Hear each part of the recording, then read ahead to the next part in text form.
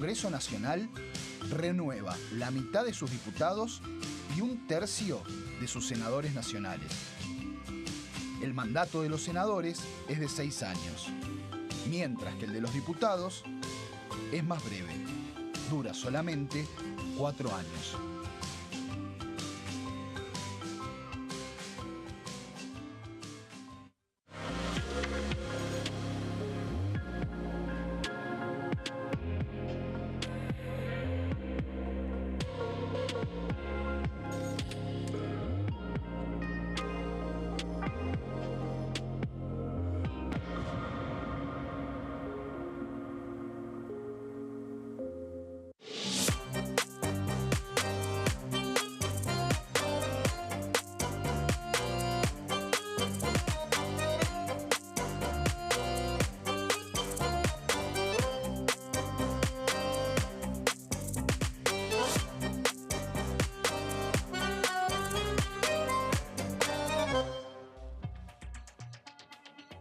¿Qué tal? ¿Cómo les va? Muy buenas tardes. Esta es una nueva edición de Plenario, iniciando una semana muy especial.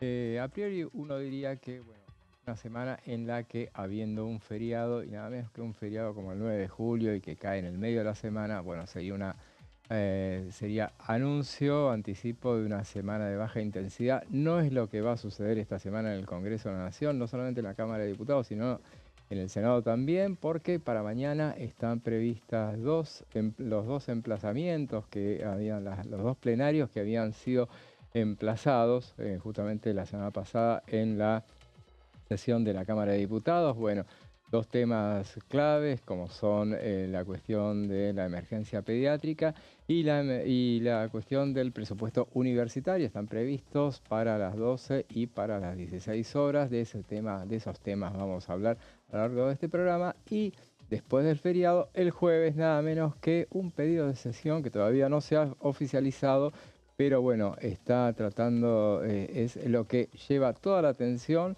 en el Senado de la Nación, bueno, sobre temas que rechaza obviamente el Poder Ejecutivo. Bueno, negociaciones a full en estas horas. Bueno, de todo eso vamos a hablar a lo largo de esta hora y media, pero primero vamos a los títulos de la jornada.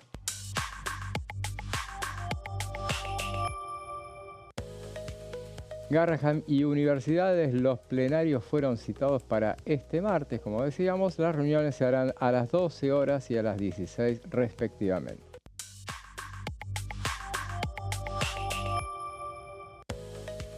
La oposición exige debatir un proyecto para reactivar la comisión por el caso Libra. Reclaman el urgente tratamiento del expediente que permitiría destrabar la investigación.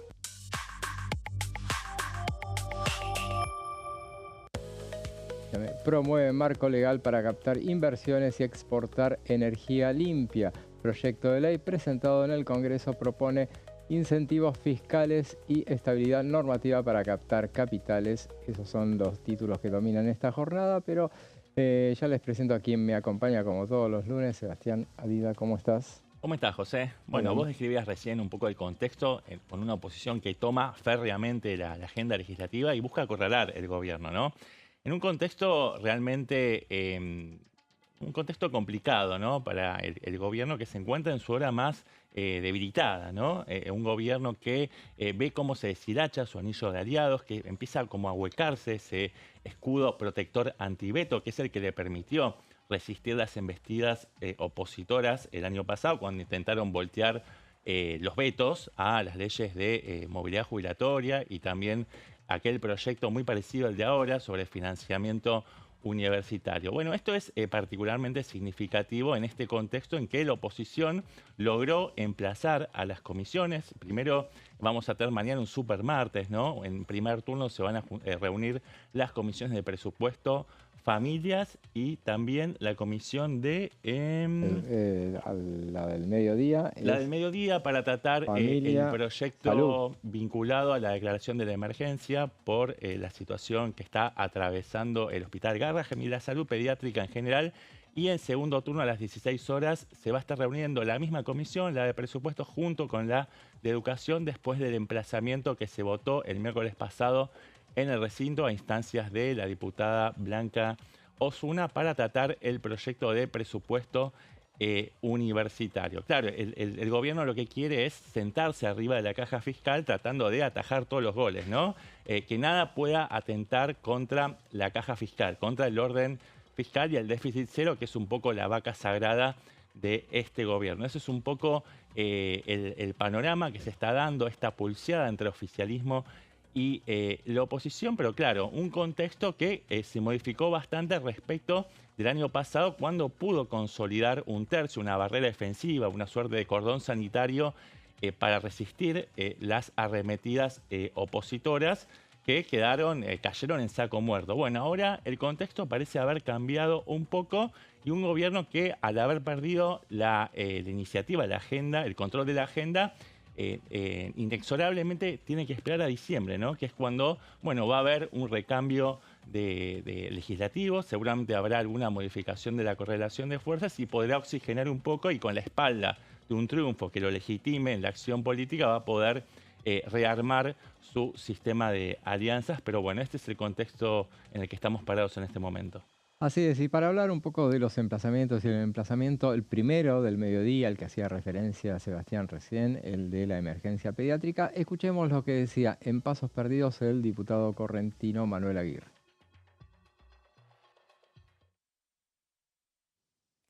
Ahí vamos, ya lo tenemos, ya en instantes lo vamos a escuchar al diputado correntino.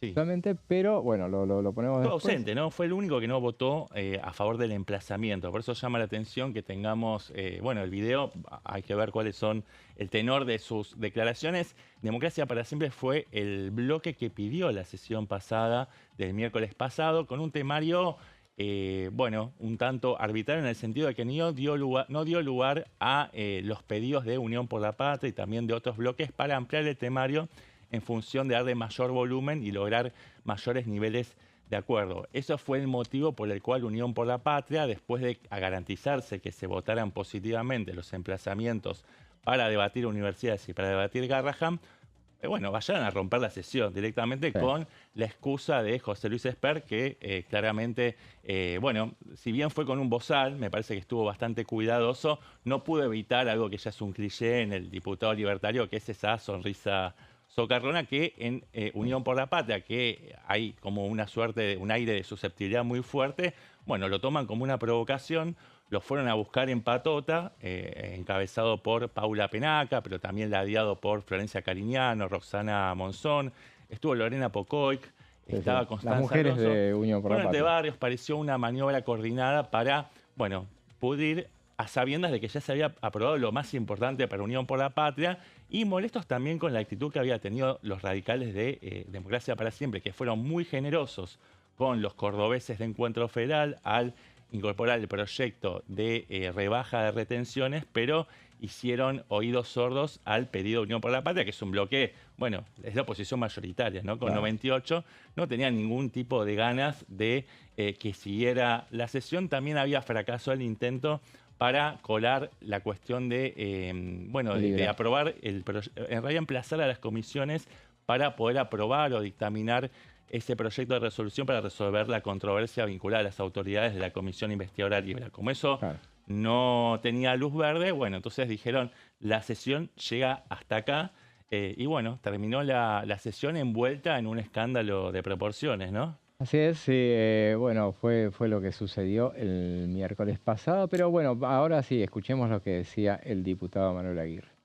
Nosotros usamos mucho el Garrahan. Nosotros desde Corrientes enviamos muchísima gente y creo que tienen que terminar de... A ver, señorita, si nosotros no trabajamos prestando atención al ser humano como centro, ¿de qué nos sirve la plata? ¿De qué le sirve a usted la plata si tiene un auto de alta gama, tiene una hermosa casa y su hijo no tiene escuela, no tiene salud, no tiene seguridad, no tiene lo principal, que es cuidarse uno mismo, no tiene eso? Entonces, ¿para qué sirve la plata? La plata precisamente es para cuidarnos. Eso en cuanto a la salud. A mí no me cabe ninguna duda de que se perdió el sentido humanista, se pasó a los números porque somos muy materialistas.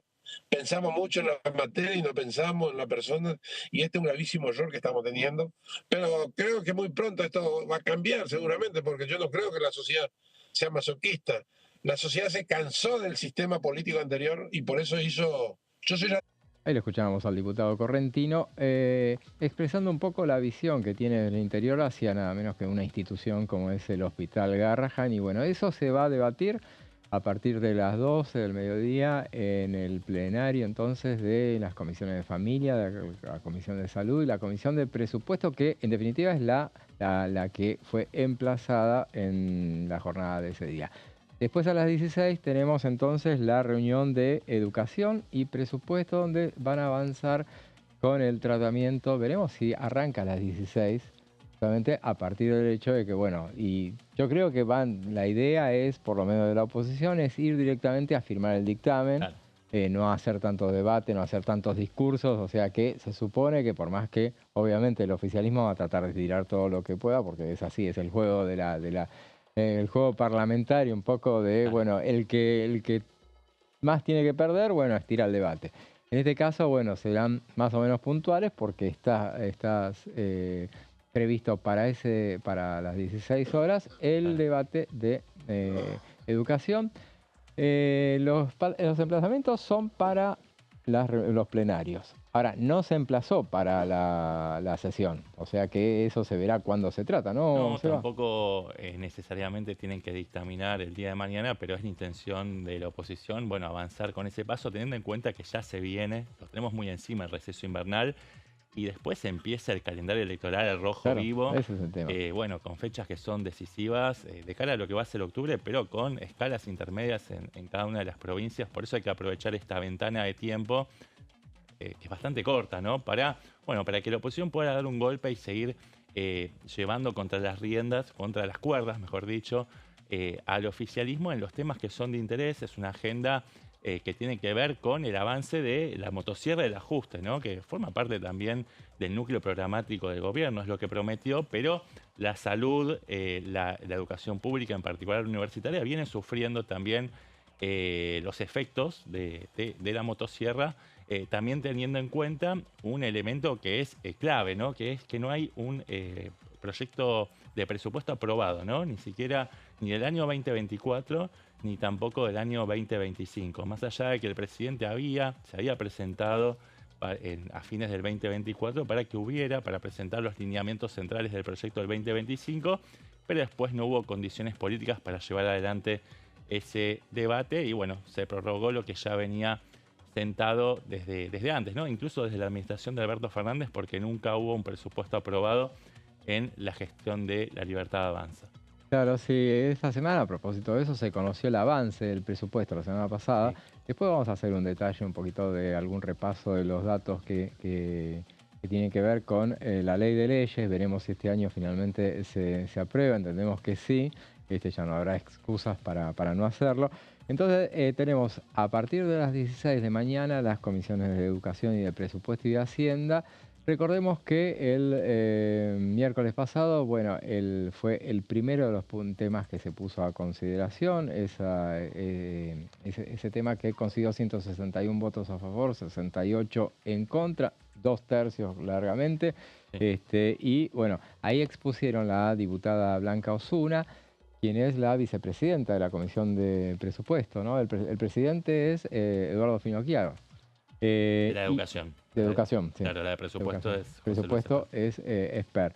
Ella expuso Blanca Osuna, expuso también la diputada Daña Tabela, fueron los que fundamentaron el tema de avanzar con ese emplazamiento. Esta es la comisión, justamente, ahí la vemos precisamente a Blanca Osuna y a su derecha estaba recién Daña Tabela. Y bueno, van a estar en esa misma imagen, pero acompañado seguramente obviamente por José Luis Esper, quien irá con los diputados de Presupuesto y Hacienda, justamente para avanzar con este tema que el año pasado lo hicieron. Justamente el año pasado, recordemos, ese fue el primero de los vetos, ¿no? Sí. O el segundo de los vetos fue, El no me primero acuerdo había cuál. sido el de Los la movilidad jubilados. jubilatoria. Sí. Y después, sucesivamente, más o menos un mes después, vino el proyecto que había tenido media sanción en cada una de las cámaras, el proyecto de financiamiento universitario, que es bastante parecido al proyecto que está en discusión ahora.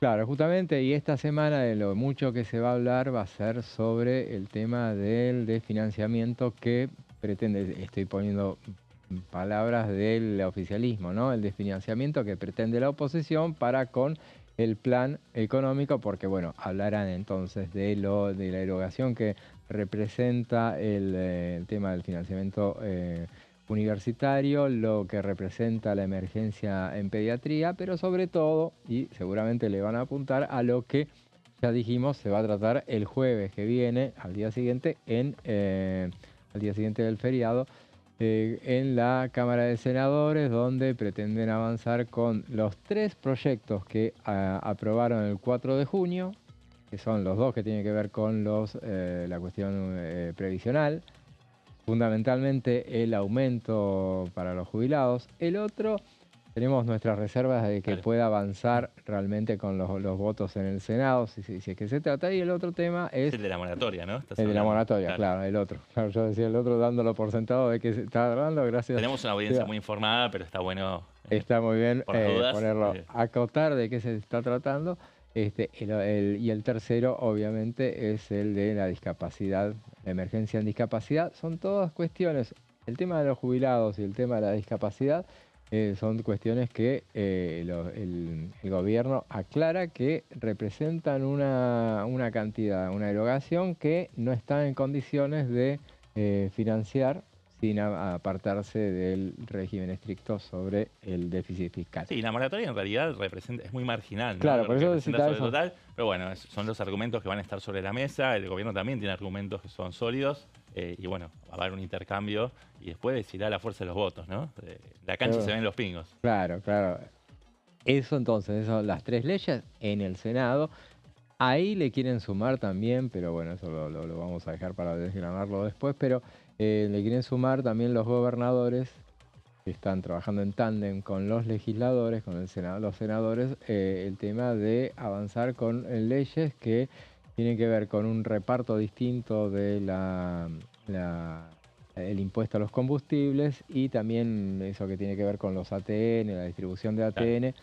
Eso sí, ya ahí necesitarían 2/3. Claro, ahí es se más empieza a difícil. entender un poco más por qué los gobernadores le soltaron la mano tan explícitamente al gobierno en esta última sesión, ¿no? Digo, Claro. fue muy claro, ¿no? Ese viraje en las posiciones de los gobernadores, muchos de ellos que habían tenido un funcionamiento de alineamiento automático y acrítico, ¿no? Digo, los gobernadores de Catamarca, gobernadores de Entre Ríos incluso, Sí, ujú. Chubut, Santa Fe, Fue curioso que estuviera el de Entre Ríos Jujuy, el otro Salta. día.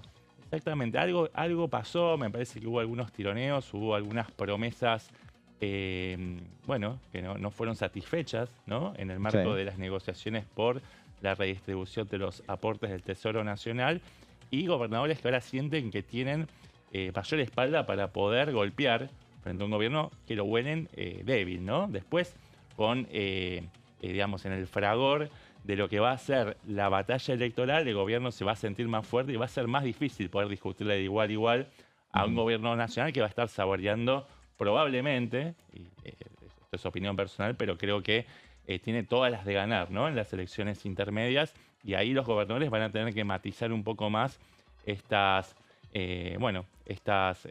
posicionamientos. Claro, claro, justamente, y bueno, habría que ver hasta dónde es que estiran justamente algunos Claro. de los gobernadores la cuerda. Esta se verá a lo largo de esta semana tan importante, por eso decíamos una semana absolutamente atípica. Veamos también lo que decía, volvamos a la interesante entrevista que le hicieron en Pasos Perdidos a Manuel Aguirre.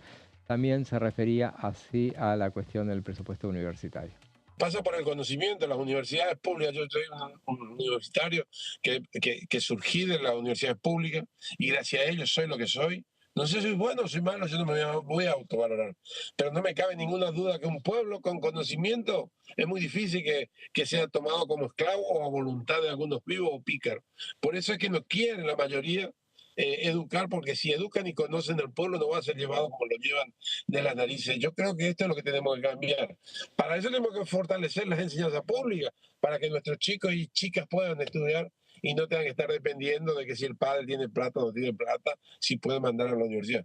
Es un gravísimo también error estar ocupándonos de esto cuando en realidad lo que deberíamos haber hecho hace rato es resolver este tema y sacar adelante las universidades que necesitan los recursos para que nuestros chicos puedan tener mayor conocimiento y darles posibilidades de que puedan estudiar el que quiere estudiar. Y el que no, hay que crear otros sistemas de enseñanza que son el de las manualidades o de otra profesión que puede ser no es necesariamente universitaria.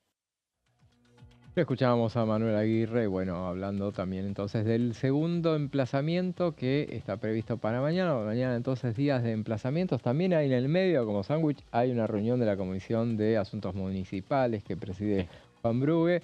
Bueno, tiene muchas expectativas, van a venir intendentes ahí. O sea que es un martes atípico teniendo en cuenta que hay un feriado al día siguiente. O sea, realmente las presencias van a ser importantes. Recordemos que en la hora de los emplazamientos, el miércoles pasado, en ese pasaje que fue de lo más ordenado, por lo menos hasta ahí, después se desmadró, después de que se aprobara lo del Garrahan, bueno, empezaron las cuestiones reglamentarias porque la oposición quiso alterar el cronograma. Pero bueno, en ese pasaje la diputada Margarita Stolbizer sugirió atender al hecho de que hay un feriado en el medio, entonces bueno, establecer un poco la posibilidad, poner una segunda fecha, pues se había puesto el martes, mañana qué día es, 8, martes 8 a partir de las 12 con el tema del Garrahan, a las 16 con financiamiento educativo. Bueno, entonces pusieron una fecha alternativa por el hecho de que por si llegaba a fallar por el feriado al día siguiente. Entonces, bueno, la moción ya había sido planteada, no se le permitió poner una alternativa, porque uno aparte ya sabe que si vos pones un alternativo, claro, si abrís entonces el paraguas faltan todos. Estás dando servida la bandeja para que la gente falte, se ausente a algo que es su obligación. Me extraña de Margarita, bueno, ella también tiene mucha experiencia. Ella ya tuvo varios mandatos legislativos, pero bueno, sabe que esto puede pasar, pero bueno, dadas las circunstancias, obviamente, la cuestión era poner todos los cañones acá, porque la idea es que lo que surja mañana, ver si hay alguna chance de la semana que viene. Por ahora no se habla absolutamente de una sesión, pero ver si en todo caso, en función de lo que suceda mañana, que la oposición tiene grandes expectativas, ver si la semana que viene puede avanzar con una eventual sesión, pero es la última, ¿no? Antes del receso invernal. Después viene el receso, o sea que me parece que lo que pueda suceder se sucederá después del receso, o sea, hasta caer el momento. El tema era justamente a ver si pueden meter tratar algún tema para esa eventual sesión la semana que viene. Yo dudo que pueda haber. Que si consiguen los despachos van a hacer el pedido de sesión, digo. Tranquilamente, sí. Tienen todas las de ahí para hacerlo y la presidencia de la Cámara de Diputados lo va a tener que oficializar. Distinto es en el Senado, donde después vamos a comentar cómo es la dinámica, muy distinta por una cuestión son distintos reglamentos, pero como es en el Senado. Ahora vamos a ver breve pausa y después seguimos con más plenario.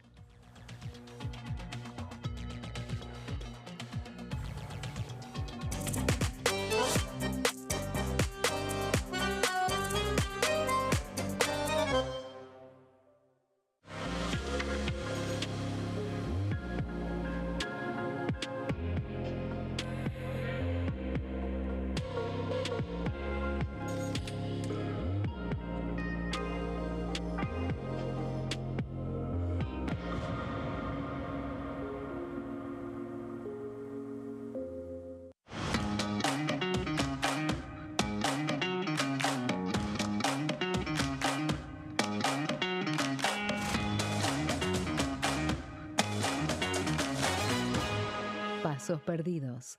De lunes a viernes, 16:30 horas. Elecciones legislativas 2025. Lo que necesitas saber.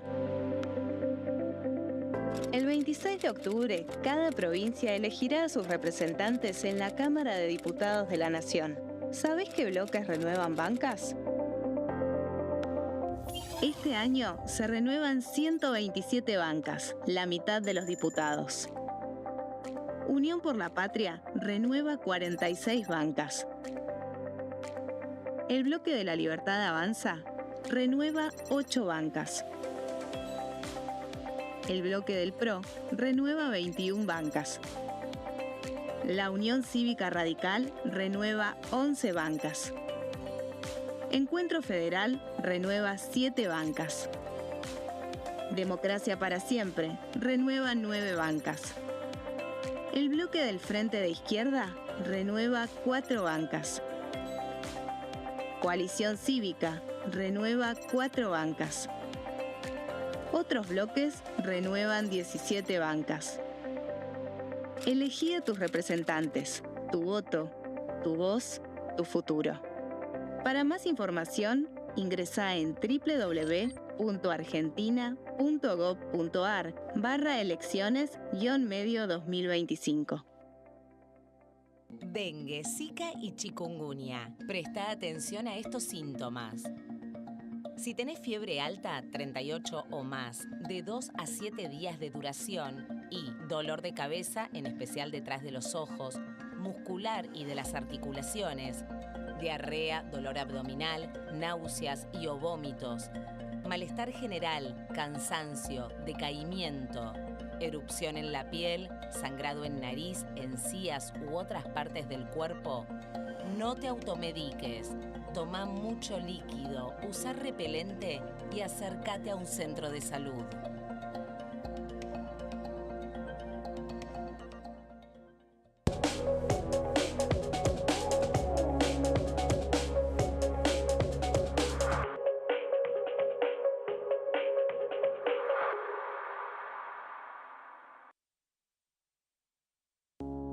Las sesiones son el espacio donde los diputados debaten proyectos de ley para su aprobación, modificación o desaprobación. En una misma sesión se pueden tratar varios proyectos de ley. Desde el 1 de marzo, cuando el presidente las inaugura, se desarrolla el periodo de sesiones ordinarias. Entre el 1 de diciembre y el 28 de febrero se extiende el periodo de sesiones extraordinarias que solo pueden ser realizadas a pedido del presidente de la Nación. En el recinto, el bloque oficialista se dispone a la derecha del presidente de la Cámara, el bloque opositor mayoritario a la izquierda y en el centro los bloques con menos cantidad de integrantes. En el tratamiento, en general, los diputados tienen 7 minutos y los jefes de bloque entre 20 y 12 minutos conforme al número de legisladores que representen. La sesión es dirigida por el presidente de la Cámara de Diputados, que administra el uso de la palabra y las distintas instancias del funcionamiento. A la izquierda del presidente está el secretario administrativo, a la derecha el secretario parlamentario y debajo de él están los taquígrafos, que registran cada uno de los testimonios.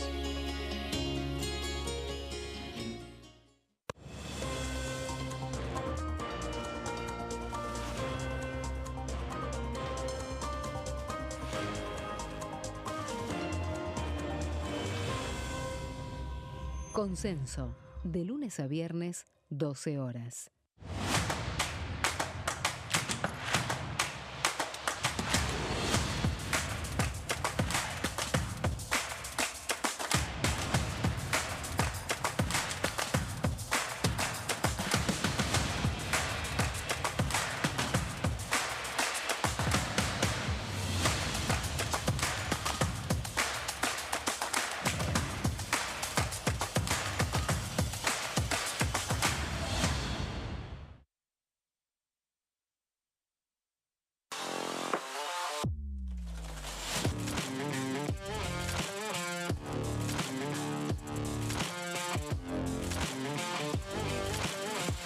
Orden del día, de lunes a viernes, 11 horas.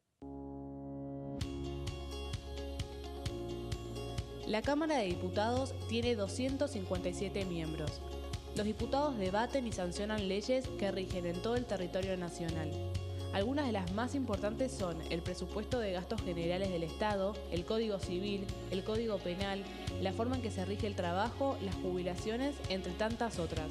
Además, controla y hace un seguimiento de las políticas del Poder Ejecutivo a través de la visita de diferentes funcionarios o el pedido de informes, así como la posibilidad de realizar juicios políticos a los funcionarios. La duración de los mandatos de los diputados es de 4 años y pueden ser reelegidos indefinidamente.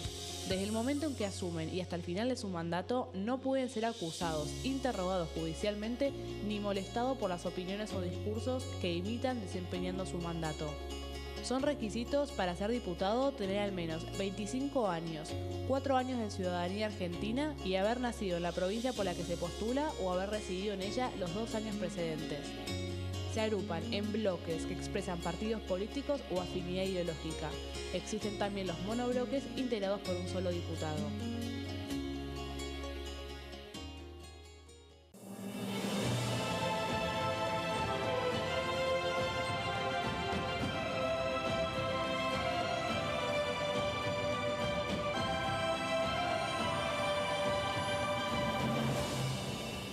La bancada, de lunes a viernes, 13 horas.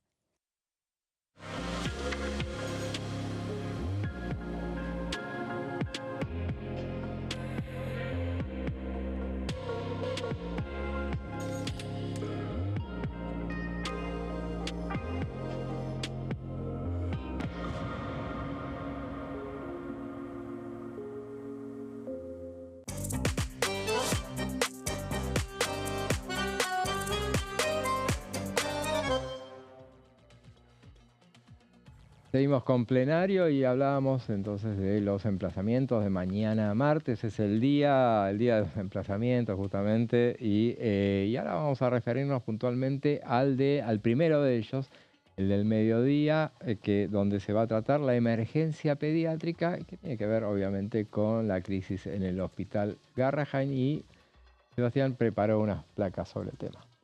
Sí, son unas placas sobre cómo se distribuyó el voto en el recinto, ¿no? Fueron 164 votos a favor y 66 negativos. Esta relación marca claramente una mayoría superior a la de los 2/3 que necesitaría eventualmente, hipotéticamente, la oposición para derribar el veto que el presidente Javier Milei, el gobierno en general, ya anunció que va a proceder en ese sentido, al igual que lo va a hacer en el caso de que sea ley la iniciativa sobre financiamiento universitario. Pero es un resultado realmente contundente, demoledor. Digo, es un resultado que modifica las mayorías o la correlación de fuerzas que había en votaciones anteriores, ¿no?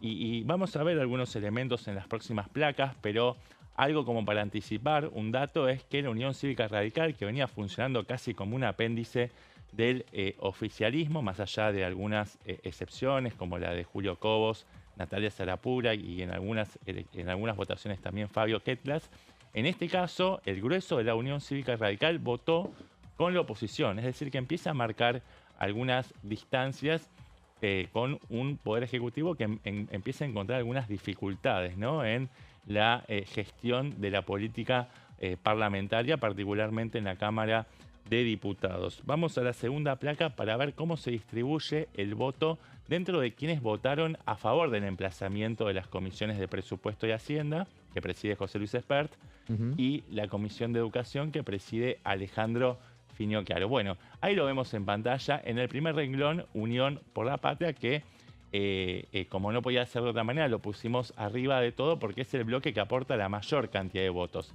Bueno, vemos que de los 98 integrantes que tiene el pan-peronismo o el pan-kirchnerismo, hubo 95 en la sesión que votaron monolíticamente a favor del emplazamiento, como no podía ocurrir de otra forma. De lo contrario, hubiera sido realmente muy disruptivo y muy sorpresivo. Hubo entonces 3 ausentes. Seguimos con quienes habían sido los convocantes de esta sesión, Democracia para Siempre. No, con la placa anterior.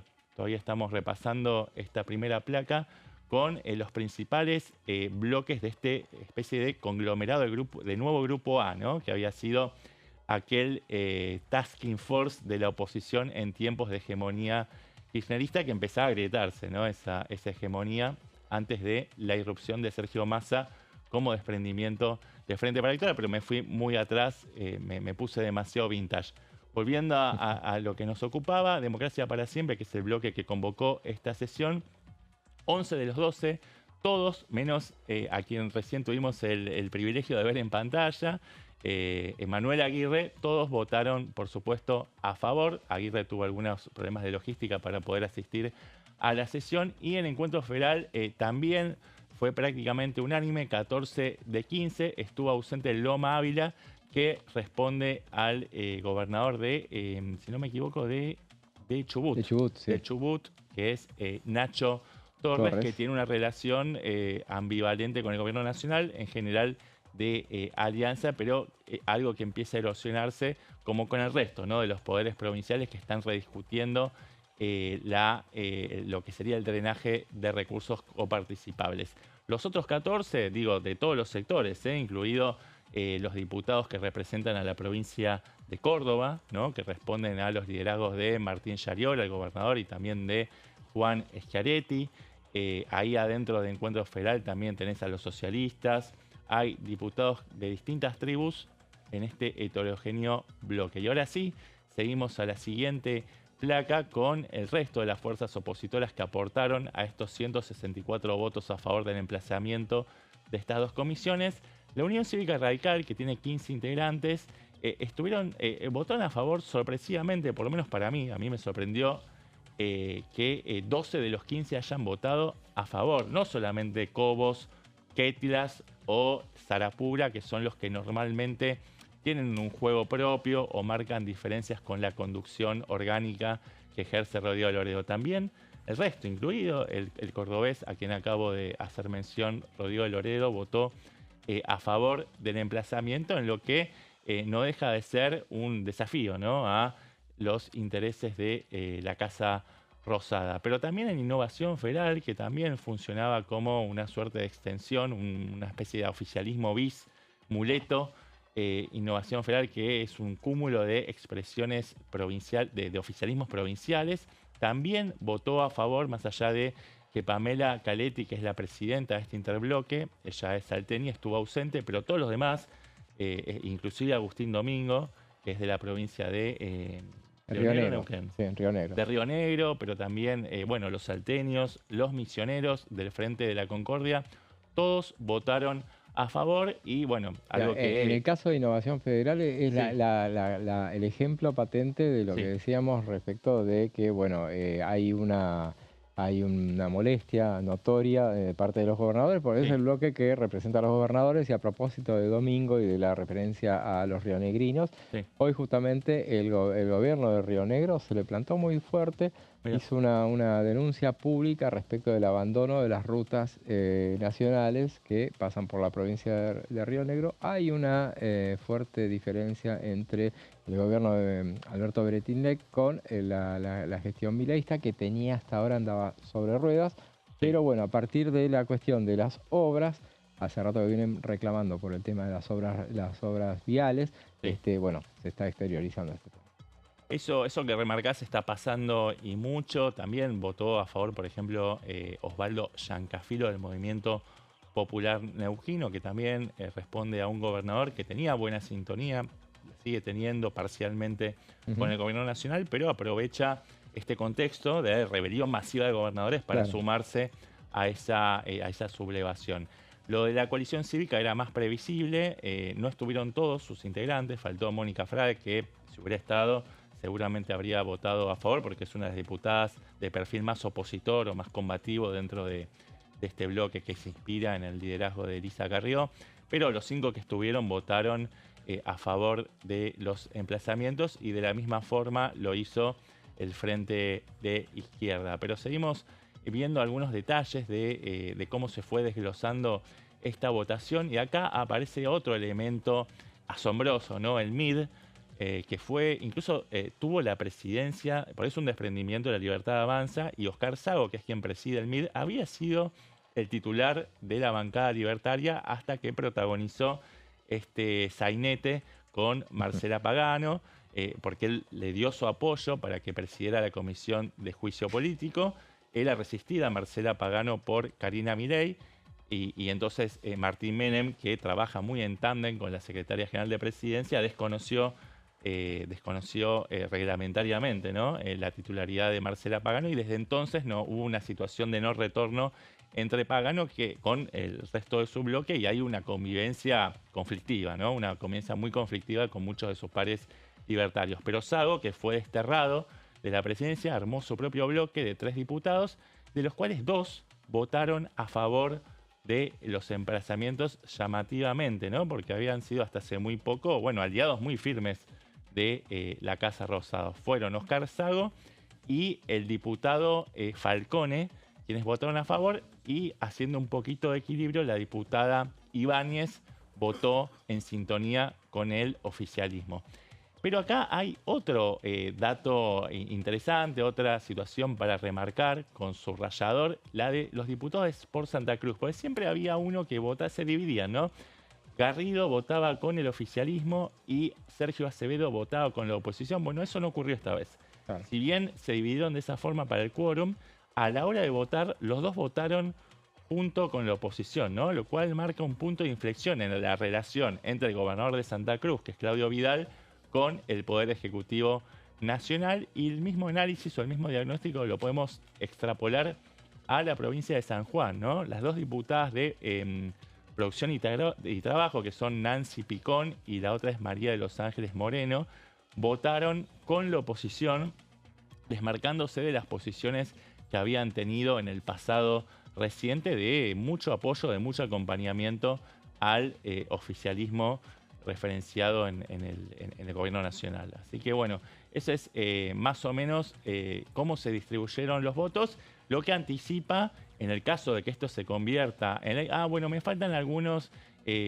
diputados sueltos que fueron votando a favor. Lourdes Arrieta, que sabemos que había sido echada después de discutir la forma en que Martín Menem manejó la cuestión de la visita a los genocidas presos en Ezeiza. Ella quedó mal parada en el bloque y la terminaron echando. Sobre todo quedó mal parada en la foto de la foto, visita, claro, ella había sido parte de la foto. foto y después dijo, bueno, yo nací en el 93, no conocía la historia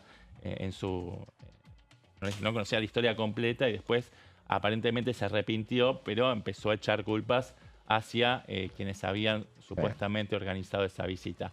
Marcela Pagano fue muy sorpresivo, que más allá que dio quórum y encima después votó a favor del emplazamiento, lo cual empieza a marcar también una situación difícil de rebobinar, ¿no? Difícil de desandar en lo que refiere a su convivencia a futuro en el bloque de La Libertad Avanza. Hay que ver. Convivencia que es bastante complicada a partir de las diferencias que exterioriza todo el tiempo, por ejemplo, Lilia Lemoine. Sí, tiene un duelo pugilístico constante, te diría semanal, con Lilia Lemoine, muy explosivo en las redes sociales, que después llega también al recinto. En el recinto sí, justamente le decía que se fuera del bloque, justamente porque bueno, estaba votando junto con el kirchnerismo, le recriminaba y que había dado quórum. Sí, ya la vienen picanteando bastante. También Rocío Bonacci, por ejemplo, que también es una diputada díscola dentro de Libertad Avanza, no estuvo presente en esta sesión, y todos sabemos que las ausencias también es una forma de posicionarse y de marcar un testimonio, ¿no? sobre bueno, cómo posicionarse frente a los distintos temas de la coyuntura. Pero seguimos con esta lista. Ya hablamos del caso de Giancafilo, y Mirabella, que es un exiliado de Unión por la Patria, también votó a favor. Creo que él trabaja, es muy cercano al santafesismo, a Omar Perotti, al exgobernador. Y ahora los votos en contra, ¿no? Los votos en contra, bueno, La Libertad Avanza estuvieron casi todos. Solamente Pagano es quien se desmarcó, quien se diferenció, votó a favor.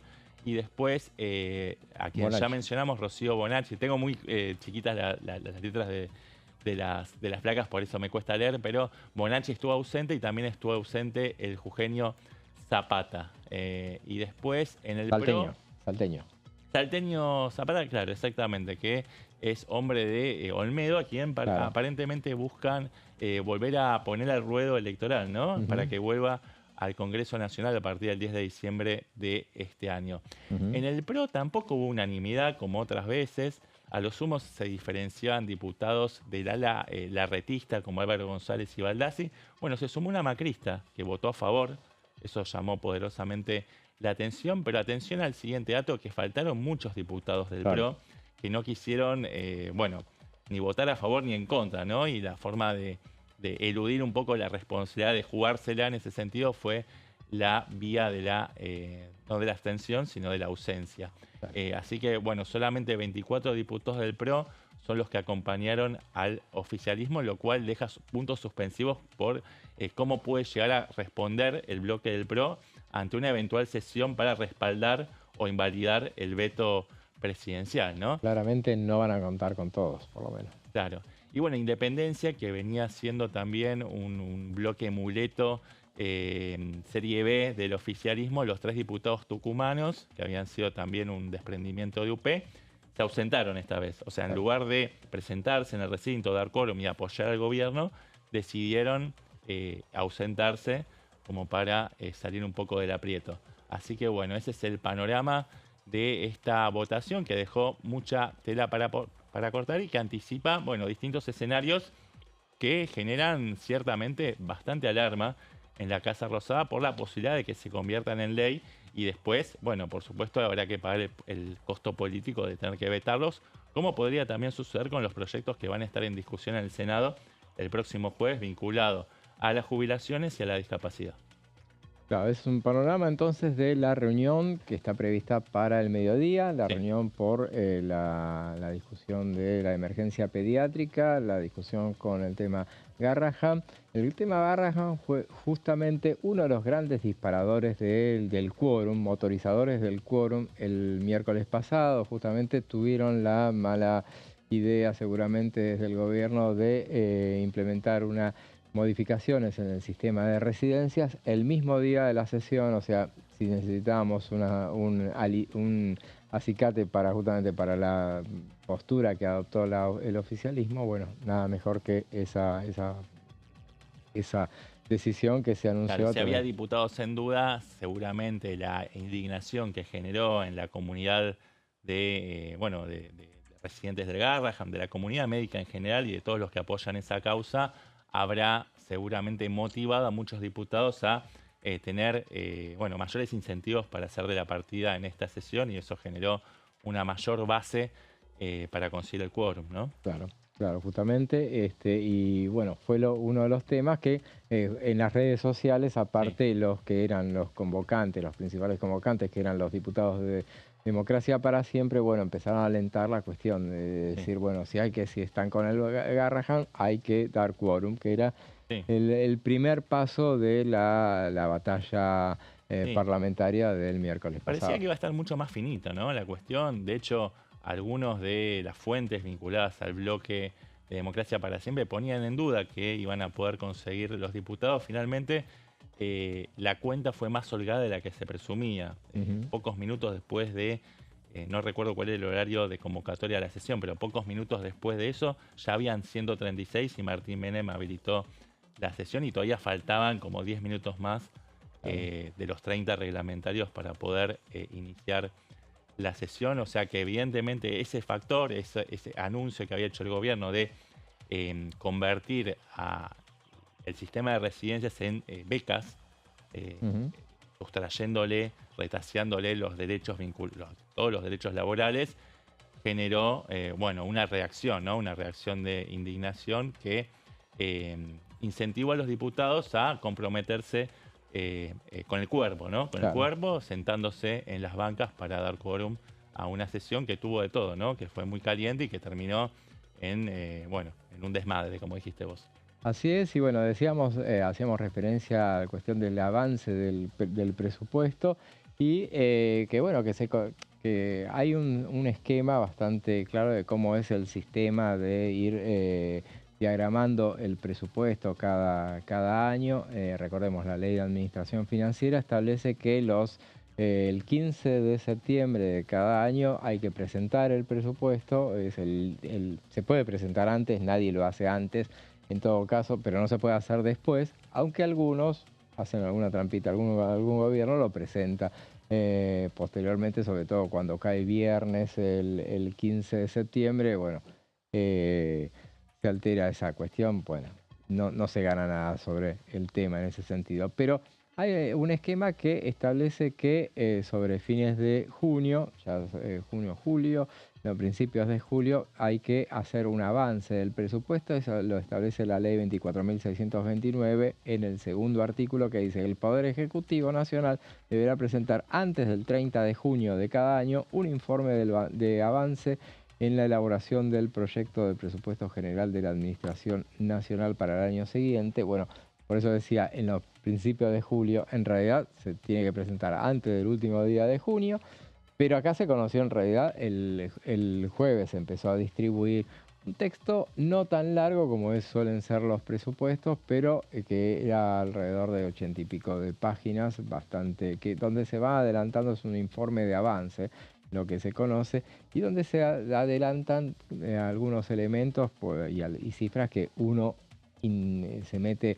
No es la regla establecida que va a ser lo que va a decir el proyecto de ley de leyes que se va a presentar el 15 de septiembre, pero tiene datos que son consumidos por todos, obviamente. Por ejemplo, cuál va a ser el tipo de cambio oficial, y según se estima, 1.229 pesos, más de 20,4% interanual.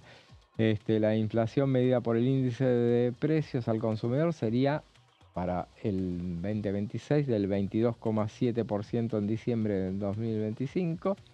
Recordemos que hasta ahora, en los 5 primeros meses de este año, fue de 13,3%. El PBI se prevé una expansión de la actividad del 5,5%. Igualmente son todos datos que se pueden modificar en lo que se vaya a presentar el 15 de septiembre.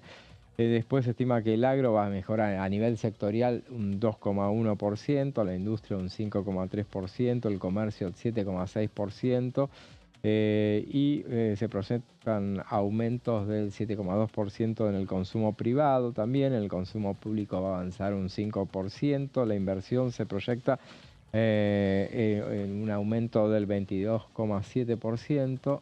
Y, por ejemplo, se admite, por ejemplo, un deterioro en lo que va a ser la balanza comercial. El superávit va a reducirse a 4.913 millones de dólares, de los casi 17.000 millones de dólares conseguidos en 2024. Es lo que aumenta, por ejemplo, las importaciones van a aumentar. El superávit se va a reducir de 17.000 millones a 4.913 millones entonces, y bueno, las exportaciones en bienes y servicios van a superar los 100.000 millones de dólares, con un alza del 3,7%, y las importaciones van a crecer fuertemente un 25,2% en hasta los 95.000 millones de dólares. Datos del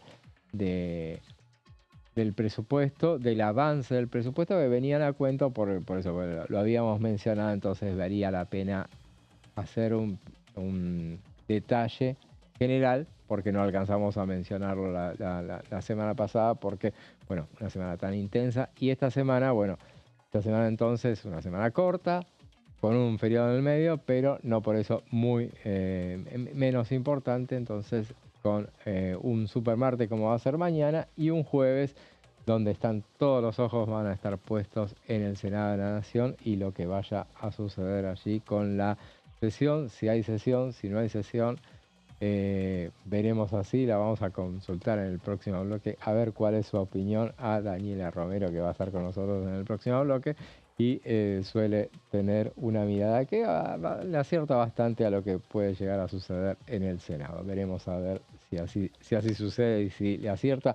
Esta semana ya viene golpeada porque había dicho que no iba a haber sesión, pero como nosotros la acompañamos en esa suposición, que no iba a haber sesión. Equivocar alguna vez, pero en general acierta. Acierta, y nosotros también acertamos. Así que, sí. Y la semana pasada nos equivocamos todos. Bueno, vamos a una breve pausa y después seguimos con más plenario.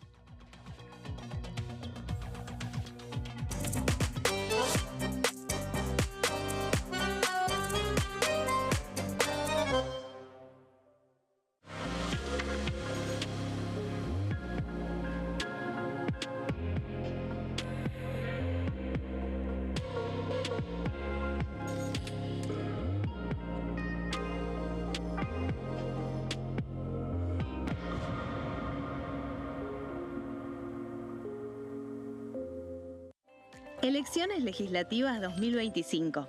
Lo que necesitas saber. El 26 de octubre, cada provincia elegirá a sus representantes en la Cámara de Diputados de la Nación. ¿Sabés qué bloques renuevan bancas? Este año se renuevan 127 bancas, la mitad de los diputados. Unión por la Patria renueva 46 bancas. El Bloque de la Libertad Avanza renueva 8 bancas. El Bloque del PRO renueva 21 bancas. La Unión Cívica Radical renueva 11 bancas. Encuentro Federal renueva 7 bancas. Democracia para Siempre renueva 9 bancas. El Bloque del Frente de Izquierda renueva 4 bancas. Coalición Cívica renueva 4 bancas. Otros bloques renuevan 17 bancas. Elegí a tus representantes, tu voto, tu voz, tu futuro. Para más información, ingresá en www.argentina.gov.ar/elecciones-medio 2025.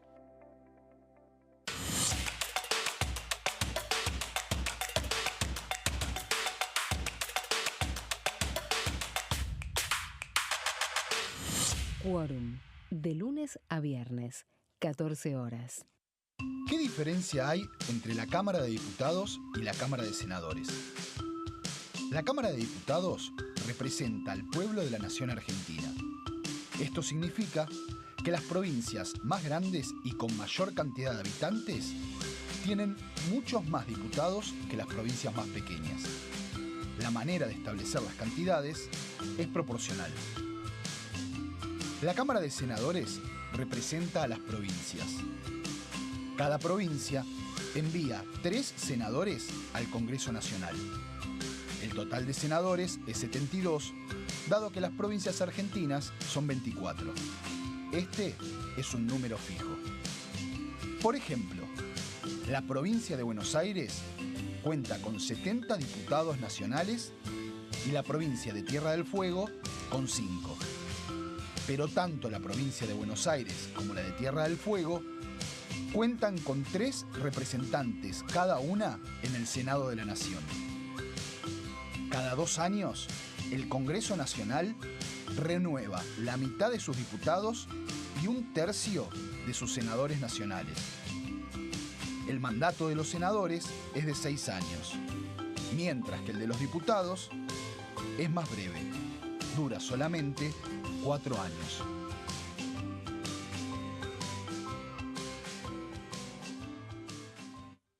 Dengue, Zika y chikungunya. ¿Cómo protegerte de la picadura de mosquitos? Para prevenir el dengue, Zika y chikungunya, evita que el mosquito te pique. Usar repelente siguiendo las indicaciones del envase.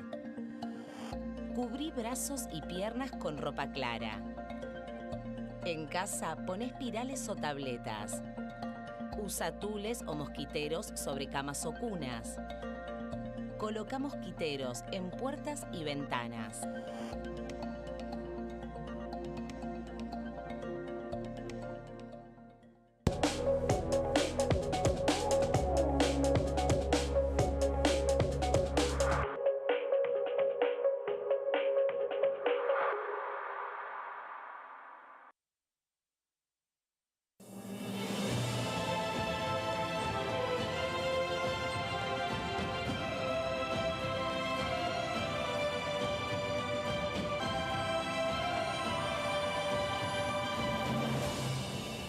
La bancada, de lunes a viernes, 13 horas.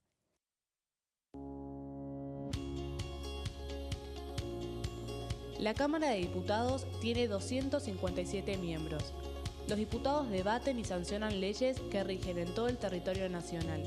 Algunas de las más importantes son el presupuesto de gastos generales del Estado, el Código Civil, el Código Penal, la forma en que se rige el trabajo, las jubilaciones, entre tantas otras. Además, controla y hace un seguimiento de las políticas del Poder Ejecutivo a través de la visita de diferentes funcionarios o el pedido de informes, así como la posibilidad de realizar juicios políticos a los funcionarios. La duración de los mandatos de los diputados es de 4 años y pueden ser reelegidos indefinidamente. Desde el momento en que asumen y hasta el final de su mandato, no pueden ser acusados, interrogados judicialmente, ni molestados por las opiniones o discursos que imitan desempeñando su mandato. Son requisitos para ser diputado tener al menos 25 años, 4 años de ciudadanía argentina y haber nacido en la provincia por la que se postula o haber residido en ella los 2 años precedentes. Se agrupan en bloques que expresan partidos políticos o afinidad ideológica. Existen también los monobloques integrados por un solo diputado.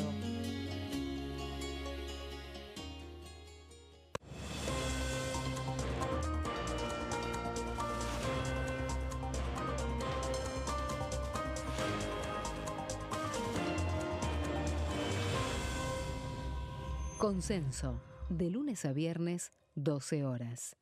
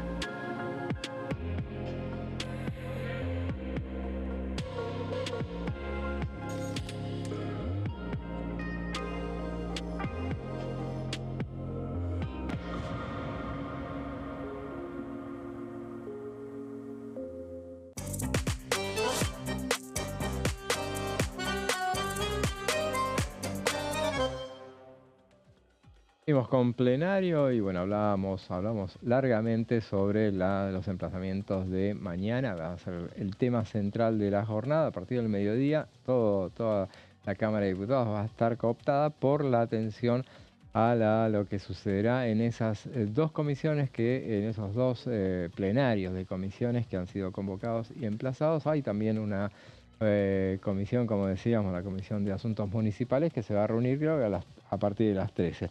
Pero hablando de comisiones, una de las comisiones que ha dado mucha tela para cortar es una comisión investigadora, una de las comisiones especiales que ya está creada, pero lo del funcionamiento te lo debo porque está totalmente trabada por el hecho de que no pueden elegir a sus autoridades. Recordaba a Sebastián cuando al principio mencionaba el hecho de que cuando empezó a trabarse la sesión del miércoles pasado en la Cámara de Diputados fue a partir de que Maximiliano Ferraro propuso alterar el temario, alterar el orden del temario y trajo a colación la discusión de un proyecto. Querían hacer un emplazamiento para que se tratara un proyecto en particular como para ver si con ese destraban la organicidad de esa comisión.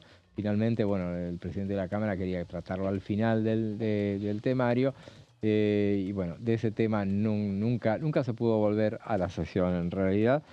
Pero la novedad es que el viernes pasado, sobre el final de la semana, se presentó una nota al presidente de la Comisión de Asuntos Constitucionales, que es Nicolás Mayoraz, que es la comisión cabecera, que debería tratar ese proyecto que el diputado Ferraro quería poner a consideración, que era un poco discutir un proyecto para resolver situaciones como las que se plantean en esta comisión, que está trabada porque están empatados los. Sí, hay un empate ahí rígido en 14 por cada uno de los bandos, ya desde fines de abril, que se consumó esa correlación de fuerzas que nunca se pudo alterar, más allá de algunos intentos por llevar la discusión al recinto. Hubo ahí algunas también discusiones reglamentarias acerca de si se podía destrabar aquel empate sometiéndolo al Pleno.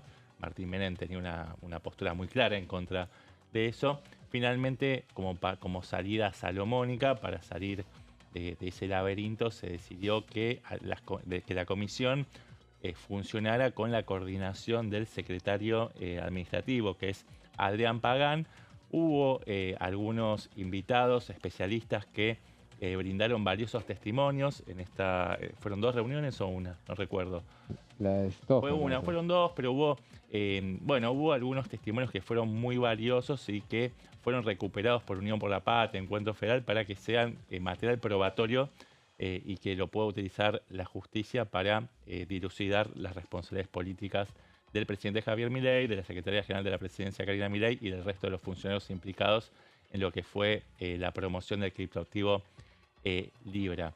Ahora bien, nunca se pudo resolver la cuestión de fondo sobre la designación de las autoridades y por eso Maximiliano Ferraro, de la coalición cívica, con el apoyo de todos los bloques de la oposición, presentaron un proyecto de resolución, yo le llamo la ley antiempate, que es un criterio específico para poder resolver quién puede imponer o designar a la presidencia cuando se suceden estos casos de empates. No se modifica esa correlación de fuerzas, pero cuando sucede ese empate tiene que haber algún criterio. ¿Viste cuando hay en los grupos del Mundial de Fútbol, por ejemplo, quedan empatados en primer y segundo lugar? Bueno, el criterio es la diferencia de goles o quién ganó entre ellos. Bueno, ahora en este caso se busca un poco emular esa lógica. Y lo que propone la oposición es que gane o desnivele aquel grupo de bloques que en total tengan la mayor cantidad de representantes en la Cámara de Diputados, y en este caso obviamente es la oposición, porque si vos sumás Unión por la Patria, Encuentro Federal, Democracia para Siempre la coalición cívica, la izquierda, terminan siendo más que el oficialismo y sus aliados, más allá de que está un poco entredicho a ver cuáles son sus aliados. Pero hasta ahora, al menos en la Comisión Investigadora Liberal, la UCR, el PRO, Innovación Federal y Liga del Interior fueron y siguen siendo aliados de La Libertad Avanza. Sí. Bueno, es un mecanismo para zanjar esta discusión reglamentaria acerca de cómo elegir la presidencia, que es el lugar fundamental, ¿no? Porque es el que fija las reglas de juego, el modo de funcionamiento, determina los tiempos, determina las citaciones, libre oficios, propone mecanismos de resolución de las controversias. Es el lugar clave, el de la presidencia. Fueron los diputados Juan Marino, Sabrina Selva y Mónica Litza. Y Mónica Litza, 2 de ellos del Frente Renovador, quienes presentaron este pedido formal a el presidente de la Comisión de Asuntos Constitucionales, Nicolás Mayoraz, por ser esta comisión la cabecera, junto con la de peticiones, que debe tratar este proyecto de resolución. Ahora bien, no es que Nicolás Mayoraz tiene la obligación de convocar a esta reunión de comisión. Esto claramente es una presión que hace la oposición, es legítimo en el juego de la democracia, pero solamente un emplazamiento lo puede obligar a Mayoraz y a quien conduce la comisión de peticiones a convocar a este plenario de comisiones para dictaminar sobre este proyecto de resolución. Y a propósito del emplazamiento, bueno, el presidente de la Cámara de Diputados se refirió al tema a través de una nota que publicó en el portal Infobae sobre el tema y hablaba justamente de la cuestión de los emplazamientos. Vamos a hablarlo durante la semana, vamos a analizar ese interesante artículo donde él dice, por ejemplo, para que haya un emplazamiento tiene que haber demora. Y no es específicamente lo que está sucediendo en estos casos de esos emplazamientos que se han establecido y se han votado en los últimos días. Pero bueno, no nos diversifiquemos tanto ahora, vamos a volver sobre la centralidad que tiene este martes y bueno, vamos a incorporar entonces a la charla a nuestra compañera Daniela Romero, que ya está con nosotros. Hola Daniela, ¿cómo estás? Buenas, ¿cómo están? Buen lunes. Muy bien, muy lunes hoy y bueno, esperando este martes con los emplazamientos y vos nos vas a hablar de uno de ellos específicamente. Sí. Nosotros hablamos largamente del de la emergencia pediátrica, vos te vas a referir puntualmente sobre el de la cuestión universitaria. Sí, una cuestión que con muchísimo revuelo, no sé si tanto este año, pero el año pasado fue un tema que, bueno, terminó con una marcha integral universitaria que no evitó de ninguna manera hizo dudar al presidente de vetar esta ley. Así que ahora mucho menos, y menos en año electoral. Pero bueno, es uno de los emplazamientos que avanza, ¿no? Como segundo proyecto que reflota un poco de lo que fue el fracaso del año pasado, ¿no? Por un lado fue jubilaciones, que puede que llegue a tener novedades importantes en el Senado. Hay un intento de hacer una sesión este jueves para aprobarlo, después de haber dictaminado de alguna forma, aunque el oficialismo va a cuestionar y va a impugnar esos dictámenes, no haber tenido convocatoria. Justamente, ¿por qué? Porque no hubo un emplazamiento como es en este caso. Por un lado el tema de las jubilaciones y ahora también el tema del financiamiento universitario. Mañana vamos a las placas, hay un emplazamiento que se votó para que se reúna la Comisión de Educación, por un lado, y la Comisión de Presupuesto y Hacienda a las 16. Se entiende que la idea es conseguir directamente un dictamen de comisión, un dictamen de ambas comisiones, para poder ir pronto al recinto y aprobar estos proyectos de ley. Vamos a repasar un poco qué es lo que se pone en carpeta. Hay 6 proyectos de ley que, entre todos, reclutan al espacio de Democracia para Siempre, radicales de Manes, de Carvajal, Unión por la Patria, por supuesto, a la izquierda, la coalición cívica también tiene alguna firma dando vueltas, y también lo mismo Encuentro Federal. Todos estos 6 proyectos van en línea con 3 planteos centrales que tienen que ver con, por un lado, la actualización de las partidas del sistema universitario nacional, que de hecho, bueno, tiene una actualización que toma en cuenta no solamente el año 2025, sino, por ejemplo, un proyecto que es el proyecto central de la oposición dialoguista, también plantea una actualización de lo que fue el año pasado, de lo que se vetó, digamos, el año pasado. Y después, por supuesto, la recomposición salarial de los docentes y una declaración de emergencia presupuestaria. Esto puntualmente lo pide la izquierda, si no me equivoco, para lo que es el ejercicio 2025, ¿no? Y acá es donde empiezan a...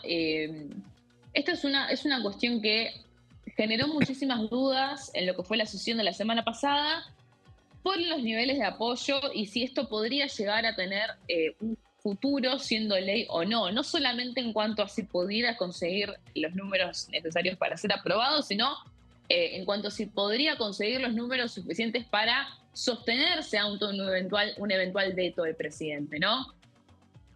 Claro. Es un emplazamiento que tuvo 161 votos afirmativos, 68 negativos.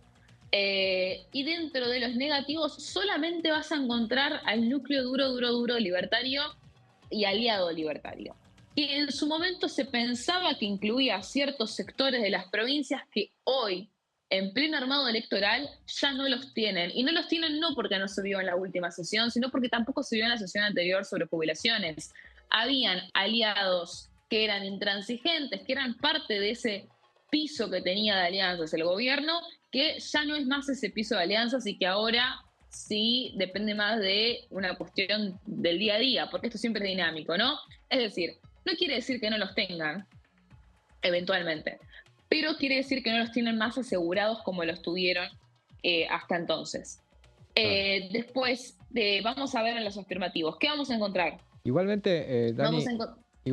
Digo, por el tema de los 2 tercios, que es a donde vamos, yo me quedo, o sea, imagino que el oficialismo se queda tranquilo con lo que logró evitar, porque hubo 2 votaciones por cada uno de los emplazamientos, como siempre, y en la primera votación es la que necesita 2 tercios para su tratamiento en el momento, cosa que nadie nunca tiene. Y en el caso de la cuestión educativa, había tenido alrededor de, no llegaba a los 2 tercios ese detalle. De hecho fue rechazado. Claro, por eso.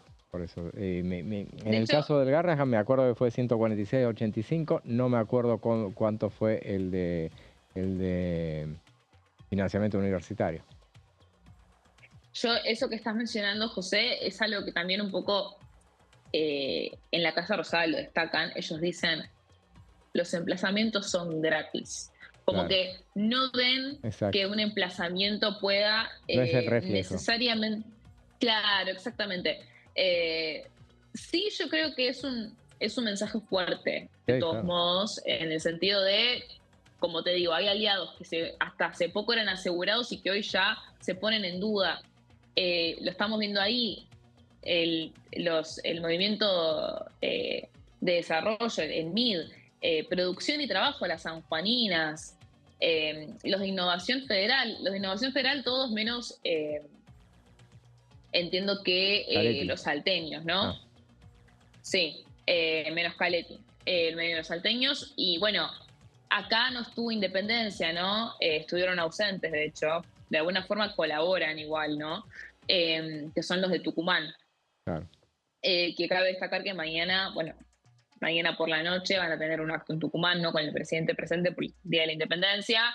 Hay que ver también cuál es el grado de apoyo en un momento en donde los gobernadores y el presidente Javier Milei están en un momento muy tenso.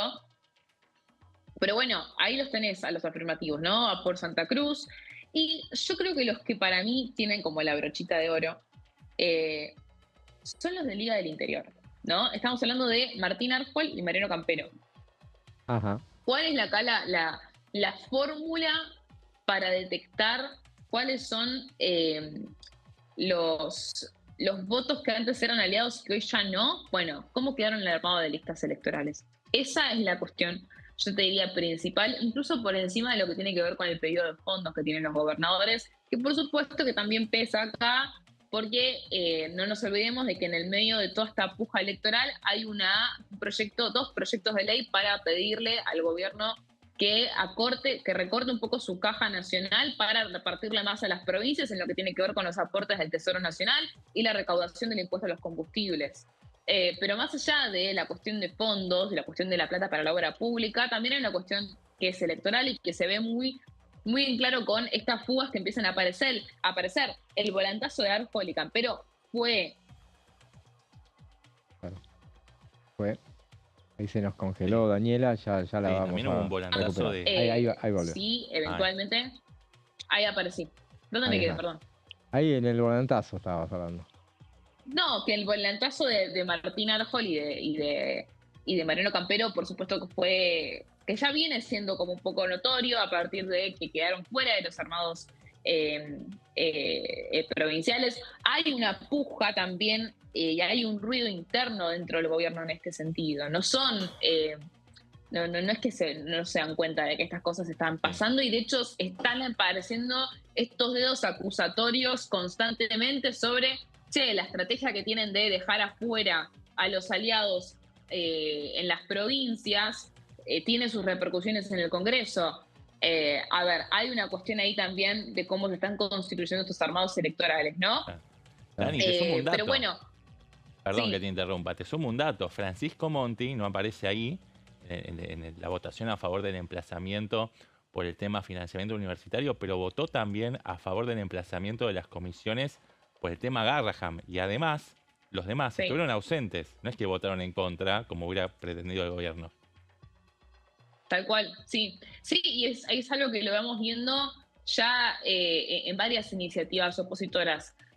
Ahora no recuerdo el detalle puntual de cómo fueron los proyectos de jubilaciones, pero me acuerdo que hasta incluso, por ejemplo, hubo aliados votando a favor de la restitución de la moratoria. Claro. Cuando fue esa famosa sesión hace un par de semanas atrás, nos empezamos a encontrar que ese piso de 87 héroes de pronto empezó a apoyar medidas opositoras y que me atrevo a decir, la vez que fue el tema de jubilaciones, fue muchísimo más tenaz, porque en ese momento el diálogo no estaba tan roto como lo está hoy, porque está yo creo que en un momento, no sé si es su peor momento, pero sí está en un momento muy difícil, la relación del gobierno con los gobernadores, con las provincias, y en la cuestión de tiempos, en lo que tiene que ver con el calendario electoral, también, mientras más te acercas al cierre de listas, se empieza a tensar un poco, se empiezan a dividir las aguas más gráficamente, pero cuando fue lo de jubilaciones fue tenaz. Claro. Porque encima era aprobar un proyecto de ley, no era un emplazamiento, como dicen acá algunos, los emplazamientos son gratis. Hay que ver cómo se traduce toda esta votación de los emplazamientos en una futura aprobación del proyecto y eventualmente en el blindaje de un veto. A priori te digo, y acá vamos a la última placa, que es, ¿van a reaparecer los 87 héroes para el veto? Esa es como la gran pregunta central de todo lo que fue dándose durante la semana pasada en el Congreso, que fue una semana muy revolucionada, tanto en la Cámara de Diputados como en el Senado, con todas las iniciativas opositoras. Yo creo que también, de lo que estuve hablando, hay una intención bastante segura de avanzar con todo esto, porque es año electoral, un poco también es metamos todos los goles ahora. Sí. Nos queda mucho tiempo para seguir estirando y la idea es quemar las cartas, pero sí hay muchos legisladores que empiezan a reconocer de alguna forma, me parece que se nos está yendo la mano. Lo he escuchado, es algo que trasciende también. Hay que ver si se juegan. ¿Se le está yendo la mano a quiénes? A la motosierra, ¿no? A los propios, a los propios proyectos de la oposición. Ah, ok. Sí, como pues que yo escuché también lo contrario. Por ejemplo, el diputado Sago dijo, nosotros bancamos el rumbo económico, pero hay cuestiones que empiezan a llegar a un límite. Digo, no se puede afectar determinados sectores como la salud, la universidad pública. Digo, aliados que fueron hasta ayer hiper colaboracionistas o colaboradores con el gobierno y que ahora están, bueno, empezando a marcar matices importantes. Digo, está de los dos lados. Eso es política igual, ¿no? Eso es política al 100%. Sí. Esto que yo te digo es, nosotros queremos levantar una bandera, pero me parece que realmente estamos pasándonos un poco con lo que estamos pidiendo en términos fiscales. Claro. Y que es un reconocimiento puertas adentro que no te lo hacen frente a cámara como te lo hace Sago, que está haciendo política claramente con lo que dice y que le está marcando también al gobierno decir, mira cómo no te apoyo todo el tiempo en todo. Ahora, empiezan a aparecer, vamos próximos a los cierres de lista, ¿no? Y empiezan a aparecer estas grietas más profundas en el que tenés que básicamente tomar una decisión de qué bando estás. O sea, se empieza a polarizar un poco todo esto. Es muy dinámico y va cambiando todo el tiempo. En la Casa Rosada se te van a mostrar confiados, te dicen que no está todo roto, te dicen esto que les digo, ¿no? Los emplazamientos son gratis. Bueno, hay muchos dedos acusatorios en cuanto a cómo la estrategia electoral repercute en estas alianzas en el Congreso. Claro. Sí, entonces hay también heridos, ¿no? Hay heridos, hay ruido interno en este sentido, claro. Pero sí confiando mucho en que van a poder aguantar la pelota hasta después de las elecciones, que es el objetivo, ¿no? O sea, aguantar a que esto se contenga y no explote para que después de octubre ya tengan más cintura para poder defenderse mejor ante la oposición con mayor representación parlamentaria y también poder meter algún que otro gol, ¿no? Porque no nos olvidemos de que tenemos un proyecto para blindar este plan para sacar los dólares del colchón que todavía no empezó ni a tratarse en comisiones. No hubo una sola reunión todavía. Claro, así es, sí, es verdad. Y bueno, recordemos que todavía no empezaron con el tema de los cierres de listas, que es el momento en el cual, bueno, o sea, la actividad legislativa queda marginada, obviamente, con toda lógica. Habrá que ver entonces cómo es habrá que tener en cuenta los heridos de los cierres de listas también, pero un poco me parece que el gobierno, en la medida que logra va logrando patear para adelante todas las cuestiones, porque bueno, mañana podrá haber 2 emplazamientos que se transformen en dictámenes, que va a haber seguramente los dictámenes durante la jornada, pero eso va a quedar justamente para una sesión que no tiene fecha y que ya sabemos, será después del receso y bueno, pasarán cosas para ese momento. O sea, realmente... Y esa sesión va a ser la verdadera medida, me parece, de cómo va a quedar esa correlación de fuerzas, porque lo que vimos en el emplazamiento es que la oposición tiene una mayoría superior a 2/3. Claro. En cambio, en esta sesión, que puede ser o la semana que viene, en el mejor de los casos para la oposición, o después del receso, la proporción puede ser distinta. Dependiendo de cómo quede esa proporción, bueno, las chances que tenga la oposición de resistir un veto presidencial. Así es, así es. Bueno, pero con estas elucubraciones llegamos al final de esta edición, así que esperando mañana al martes, que es un día trascendental para lo que vaya a suceder, para estos 2 proyectos que dominaron esta jornada en vísperas de esos plenarios tan importantes. Gracias, Daniela. Nos vemos Gracias a ustedes. el jueves que viene. Gracias, Seba. A ustedes. Y con ustedes nos volvemos a encontrar mañana a partir de las 15. Ahora lo dejamos en compañía de Amanda Alma, Fernando Fraqueri y sus pasos perdidos. Será hasta mañana.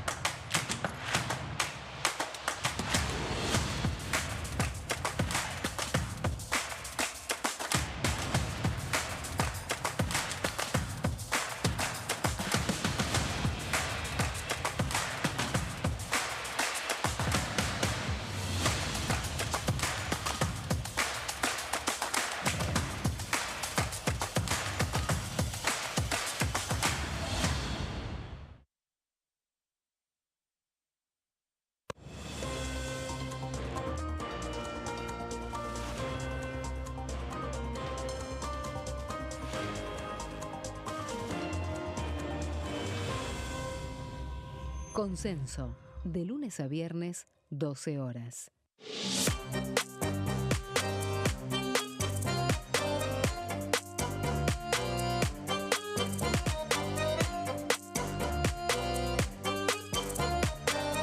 Plenario, de lunes a viernes, 15 horas.